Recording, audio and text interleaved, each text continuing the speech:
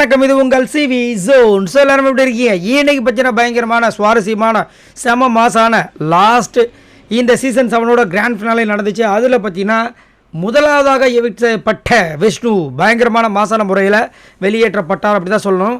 கமல்ஹாசன் அவர்கள் உள்ளே வந்தார், 5 பேருக்கும் செமையான ஒரு சர்ப்ரைஸை கொடுத்தாரு, கிஃப்ட்லாம் கொடுத்தாரு. அதுக்கப்புறம் வந்துட்டு பிக் பாஸ் அறிவித்தார் என்னென்னா இப்போ வந்து எவிக்ஷன் ப்ராசஸ் நடக்க போது வெளியில் வந்துட்டு பேப்பர் த்ரோ செய்யப்படும்.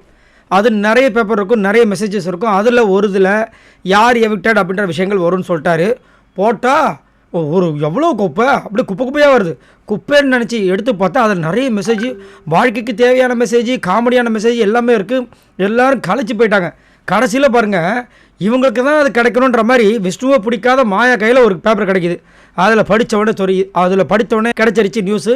என்னென்னா விஷ்ணு எவிக்டட் அப்படின்ற விஷயங்கள் வந்துச்சு. ஷாக் ஆகிட்டாப்பில் நம்ம ஆள். அவர் ஒரு வேளை எதிர்பார்த்துருப்பார் போல இருக்குது, பட் எதிர்பார்க்காம இருந்தார்.